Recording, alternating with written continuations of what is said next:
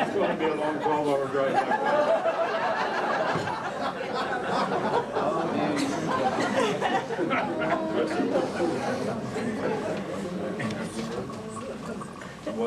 While Judy's bringing that, another story that comes to my mind that Judy reminded me of is when Aunt Gladys passed away, she wanted to be buried in Leslie.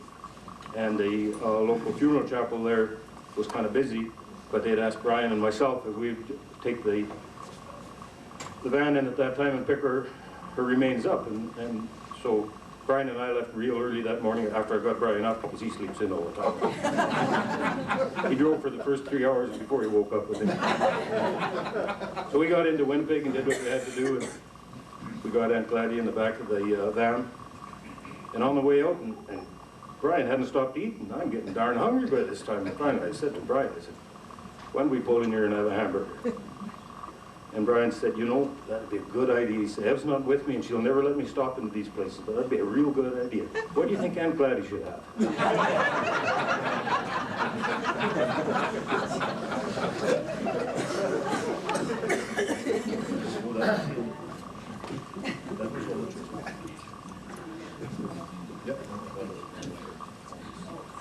So that, yeah, that did conclude. The first time she ever listened to me. Sit. I'm going to force it for all it's worth.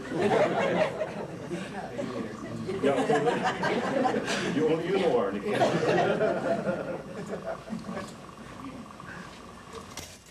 In 1903, the farm was granted as a homestead, and 100 years later, on the evening of my oldest son's wedding, we were presented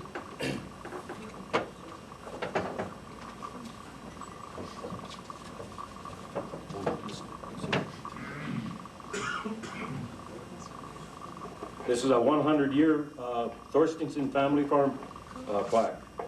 So we're very proud of that again. So you should be.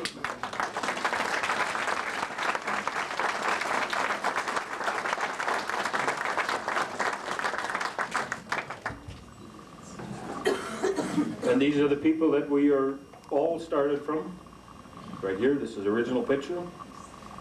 These will all be out on display on the table later on.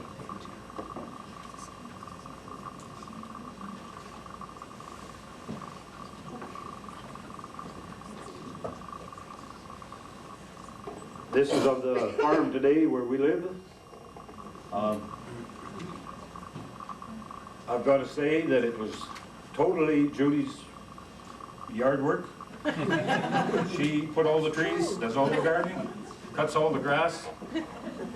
And I weakened, I made the hopper bins so she didn't have to shovel so much grain.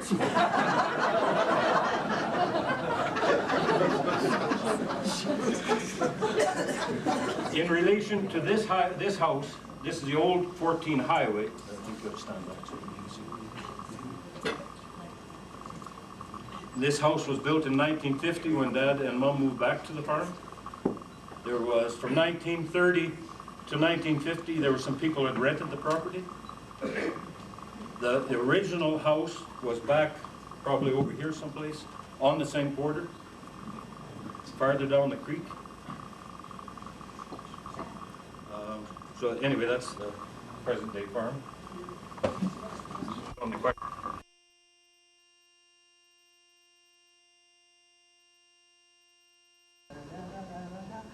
And the lumps in the pot, it's when the coffee came around. Okay, that's all I have.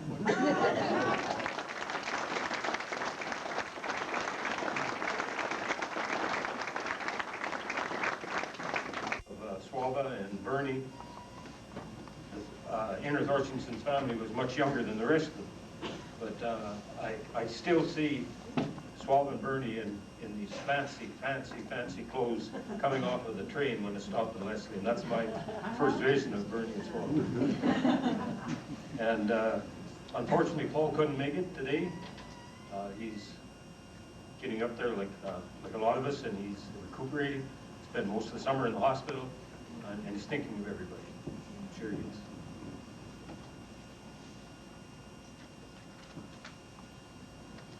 Peggy was closer to our age, and she was quite a gal. She had always kept everybody going. And unfortunately, she was taken away from us at a very young age. We'll go to Staney, 1896, and Brian is going to do the honors on this one.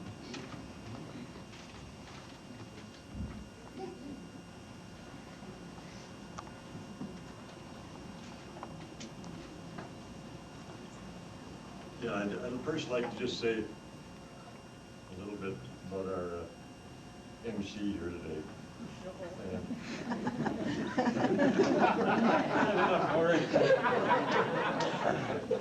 So Danny and I have always had a pretty good relationship. I give him plenty, and he gives me back more. But anyway, I always think of Dan when I think of my grandfather Thorstein, because I think it couldn't have been better that Dan became the one to inherit the farm, because if you look at him, those of you who didn't know Grandpa Thorstein, you're looking at him.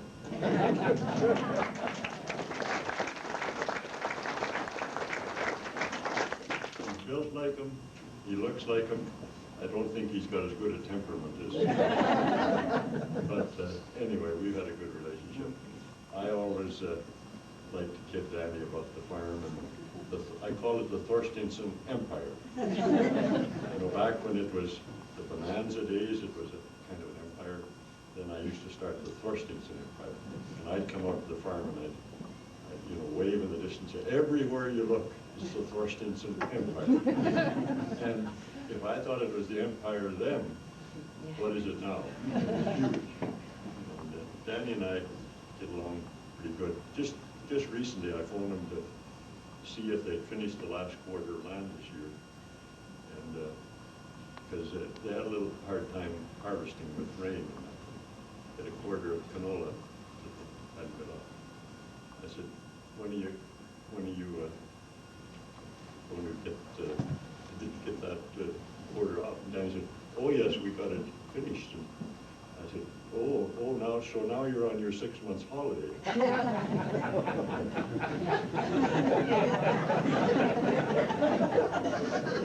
Remember, I get the mic after you.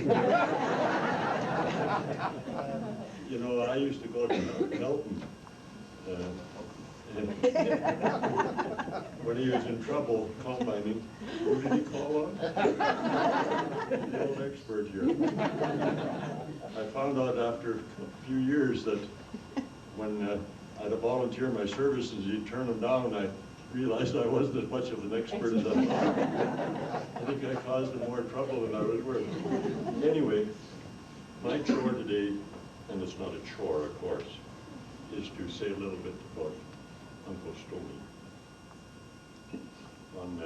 Actually, on May the 25th, 1895, he was born to Anna and Thorstein Thorsteinson, being the 5th child in a family of 12. Of course, being the first sons, his parents named him Thorstein after his father. However, he was commonly known by the name Stoney. Stoney, I got the impression that he was known by this because I think grandfather was also known by Stoney. And one of the reasons for the Stoney was that his strength, very strong man. And I think young Stoney was also. To my generation of this proud family, he was known as Uncle Stoney. To others here today, he would have been probably a great uncle, perhaps a great uncle, or maybe even, I'm sure to some here today, the little ones, a great uncle. From my records, my grandma Nina was born on a farm in Foam Lake, and she grew up there and met my grandfather in, where was he? In Leslie. He had moved from North Dakota, where he was born, Mountain, North Dakota. They moved to Leslie to work with his brother Paul Gunnar Thorsteinson at the hotel in Leslie. He was helping his brother, and after a while, the hotel I don't think did very well. And he went to work for the grain, as a manager in a grain elevator. And that's when he lived in Leslie, he met my grandmother. And they had, my father, Paul, was born in Wynyard, which is close to there. And my Aunt Bee was born in Wynyard, and my Uncle Leo was born in Leslie.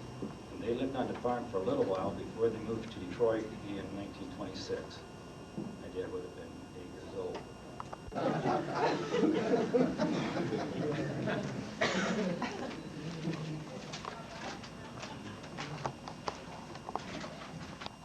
Hello, family. I'm going to do something a little different, but I'm going to begin by thanking Susan and Arnie for their generosity and hospitality. Very much appreciated.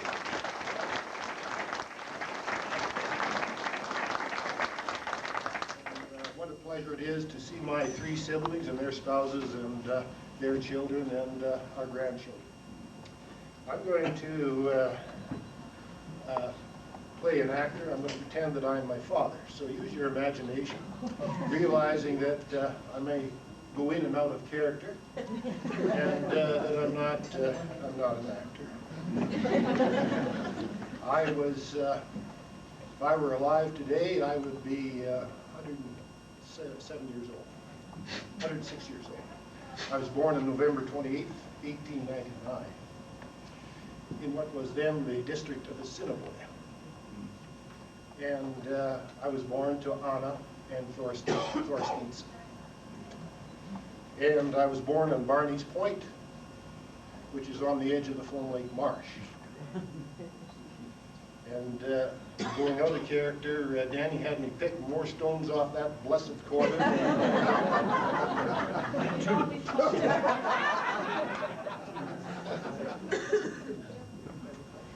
And in 1905, Saskatchewan and Alberta became provinces. And there was quite a celebration. I wasn't that old then, I was only 5 years old. But it was nice in this young country called Canada. I started to go to school. Couldn't talk Icelandic. We got a strap if you talked Icelandic. And I went home and told my parents, in Icelandic, you don't understand Icelandic. You gotta talk English. My parents said, suck it up. They speak English here. You can learn English. So I went to school off and on over a period of years. And after I learned to read and write, my parents decided maybe that was enough school and I would be more useful at home. In 1917, my brother Stoney died. And that was a tragedy. In the 20s, we farmed. I farmed with my parents on the family farm. And in the 30s, well, we decided in 1930 to move to little town Leslie. And there I bought the Esso gas station and a garage. And during the 30s and 40s, I owned and operated that garage with the Esso station, and I operated 2 trucks. They were grain trucks. They were big trucks in those days. They were 2 tons, one 1940 International and one 1946 Chev. And another big point in my life was in 1940 I married the love of my life.